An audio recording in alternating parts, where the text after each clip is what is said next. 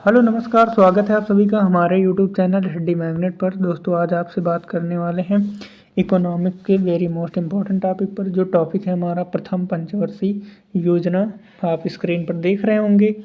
Basically में topic है हमारा पंचवर्षीय योजनाएं, जो 1 से 12 पंचवर्षीय योजनाएं चली हैं तथा योजना अवकाश क्या है, इन सब के बारे में इसी वीडियो में हम लोग देखने वाले हैं। तो चलिए स्टार्ट करते बिना देरी किए।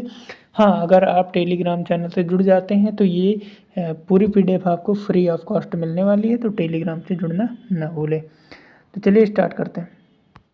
प्रथम पंचवर्षीय योजना 1951 से 1956 के बीच चली। सन पूछा जाता है तो आप ये बताएंगे। मॉडल किस पर आधारित थी, तो हैराल्ड डोमर मॉडल पर। और इसकी रूपरेखा किसने बनाई, तो के एन राज नाम के एक अर्थशास्त्री थे जिन्होंने इसकी रूपरेखा तैयार की। सामुदायिक विकास कार्यक्रम एक कार्यक्रम था जिसकी 1952 में स्थापना की गई। और प्रथम योजना में ही भाखड़ा नागल जो बांध था, दामोदर घाटी परियोजना, हीराकुंड जैसी कृषि पर आधारित योजनाएं चलाई गई, जिससे कि भारत में कृषि अधिक हो सके, फसलों का उत्पादन अधिक किया जा सके। और इसमें जो विकास लक्ष्य रखा गया था 2.1% पर मतलब रखा गया था, लेकिन जो प्राप्ति हुई 3.61% हुई। मतलब ये बिल्कुल पॉजिटिव हुई। इसमें काफ़ी लाभ हुआ, काफ़ी सुधार देखने को मिले भारत में। फिर अगला आता है हमारा द्वितीय पंचवर्षीय योजना, मतलब कि दूसरी पंचवर्षीय योजना। दूसरी पंचवर्षीय योजना पीसी महालनोबिस द्वारा विकसित 4 क्षेत्रीय मॉडल पर आधारित थी। मॉडल में पूंजीगत वस्तु क्षेत्र, मतलब जो 4 क्षेत्रीय मॉडल थे वो कौन कौन थे, तो पहला था मॉडल में पूंजीगत वस्तु क्षेत्र, फैक्ट्री उत्पादित उपभोग वस्तु क्षेत्र, लघु इकाई उत्पादन क्षेत्र, घरेलू उद्योग, ये 4 क्षेत्र आपके शामिल थे। और दूसरी योजना में ही जो है कि आपकी कुछ कंपनियां लगाई गई थी। पहली राउरकेला उड़ीसा में, फिर भिलाई छत्तीसगढ़, दुर्गापुर पश्चिम बंगाल।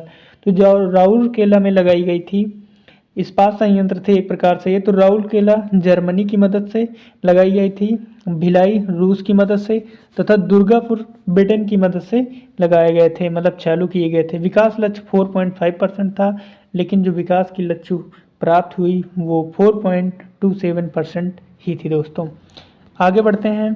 तीसरी पंचवर्षीय योजना जो 1961 से 1966 के बीच चलती है, और यह योजना भारतीय अर्थव्यवस्था को आत्मनिर्भर तथा स्वतः स्फूर्त बनाने के उद्देश्य से चालू की गई थी, कि आत्मनिर्भर बनेगा देश और स्वतः स्फूर्त बनाने के उद्देश्य से इस योजना को चलाया गया। इस योजना का मॉडल पता नहीं चलता, लेकिन इस योजना में महान लोबिस के 4 क्षेत्रीय, डॉक्टर सांडे के डिमॉन्स्ट्रेशन प्लानिंग, सुखमय चक्रवर्ती, मतलब इन 3 लोगों के मॉडलों का प्रभाव देखने को मिलेगा इस योजना में। तीसरी योजना असफल योजना थी। क्यों असफल थी, इसके कई सारे कारण थे, देखते हैं। पहला कारण था भारत चीन युद्ध जो 1962 में हुआ। भारत पाकिस्तान युद्ध 1965 में हुआ। और 1965-66 का जो सूखा पड़ा भारत में, अकाल पड़ा, वो तीसरी पंचवर्षीय योजना के असफल होने का प्रमुख कारण था। और उसमें कौन कौन से संकट आए, तो आप देखेंगे मूल स्तर में मतलब वृद्धि हुई। जो हमारे खाद्य पदार्थ हैं वो बिल्कुल बढ़ गए, क्योंकि सूखा पड़ा और युद्ध हुए, और इसी वजह से खाद्य पदार्थों की मूल्यों में काफ़ी बढ़त देखने को मिली। कई सारी समस्याओं से भारत को निपटना पड़ा। और इसमें विकास लक्ष्य जो रखा गया था 5.6% था, लेकिन 2.8% ही प्राप्ति हुई। फिर आया 1966 से 69 के बीच का समय, जिसे हम योजना अवकाश के नाम से कह सकते हैं। तो इन 3 वर्षों में एक एक वर्ष की योजना बनाई गई थी, यानी 1966 से 1967, 1967 से 1968, 1968 से 69 तक जो योजनाएं बनाई गई जो एक एक वर्ष की थी, उन्हें कहा जाता था योजना अवकाश। अगली योजना है चतुर्थ पंचवर्षीय योजना।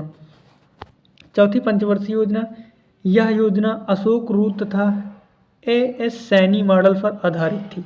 चौथी योजना का मूल उद्देश्य स्थिरता के साथ विकास करना, स्थिरता के साथ आर्थिक विकास करना और आत्मनिर्भरता की प्राप्ति थी। ये 2 मुख्य उद्देश्य इसके थे। द्रुत गति से औद्योगिक विकास तथा आधारभूत एवं भारी उद्योगों पर बल दिया, मतलब जो भारी उद्योग थे उन पर चौथी पंचवर्षीय योजना में क्या दिया गया, बल दिया गया। विकास का लक्ष्य 5.7 था, लेकिन प्राप्ति 3.4% थी।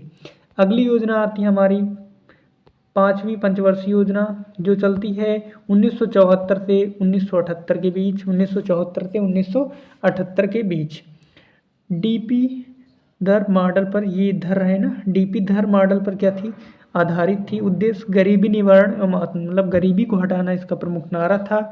जनता पार्टी ने इसे 1 वर्ष पहले ही समाप्त कर दिया। हाँ दोस्तों, जब कांग्रेस की सरकार थी और सरकार बदल कर जब जनता पार्टी की आई, तब उन्होंने इसे 1 वर्ष पहले ही समाप्त कर दिया था।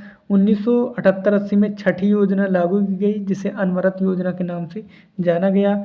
इसका प्रतिपादन गुरनार मंडल ने किया था तथा देश में लागू करने का श्रेय डीटी लगड़वाला, ध्यान रखना, लागू करने का श्रेय डीटी लगड़वाला को जाता है।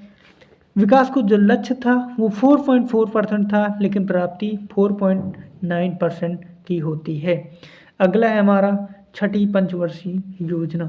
छठी पंचवर्षीय योजना देखते साथियों। छठी पंचवर्षीय योजना 1980 से चली और 1985 में समाप्ति होती है। ग्रोथ आगत निर्गत मॉडल पर आधारित थी। इसका जो मॉडल पूछा जाएगा तो यही मिलेगा, ग्रोथ या आगत निर्गत।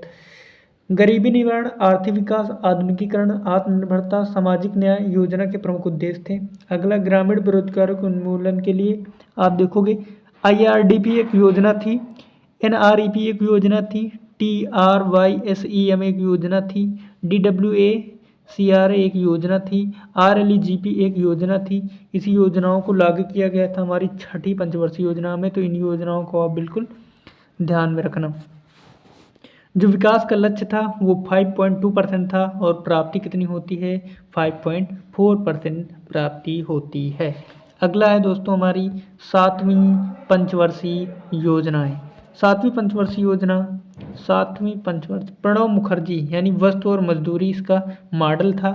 लक्ष्य अनाजों के उत्पादन में वृद्धि, रोजगार के अवसर तथा उत्पादन में वृद्धि, आधुनिकीकरण, आत्मनिर्भरता, सामाजिक न्याय।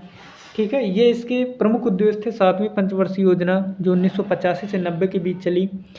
बेरोजगारी तथा गरीबी दूर करने के लिए जवाहर रोजगार योजना का आरंभ किया गया था। ये ध्यान रखना, 1985-90 यानी 7वीं पंचवर्षीय योजना में जवाहर रोजगार योजना का प्रारंभ किया गया था।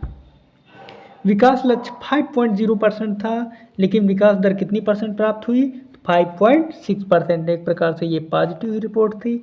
अगला आती है 8वीं पंचवर्षीय योजना। 8वीं पंचवर्षीय योजना 1992 से चलती है 1990 के बीच।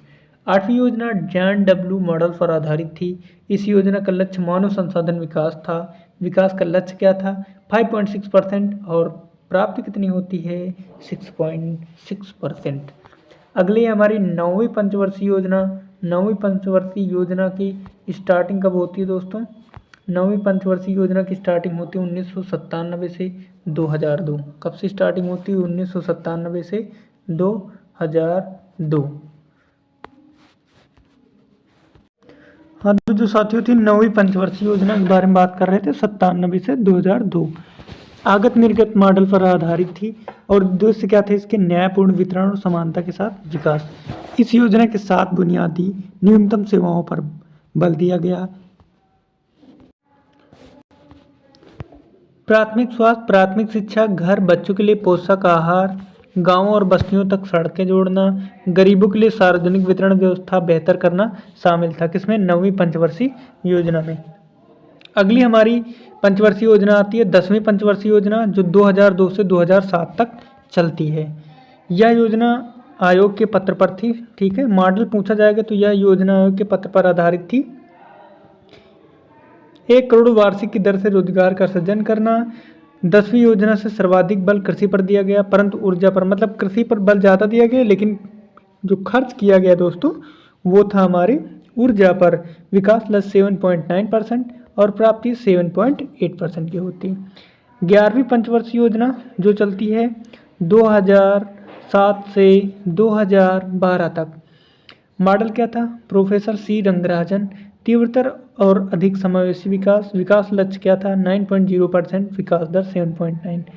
अगली योजना आती है हमारी 12वीं पंचवर्षीय योजना। 12वीं पंचवर्षीय योजना के बारे में देखते हैं हम लोग। 12वीं पंचवर्षीय योजना है जो चालू होती है 2012 से 2017 तक चलती है। मॉडल योजना आयोग का पत्र था। उद्देश्य तीव्रतर और धारणी अधिक समावेशी विकास करना लक्ष्य था इसका।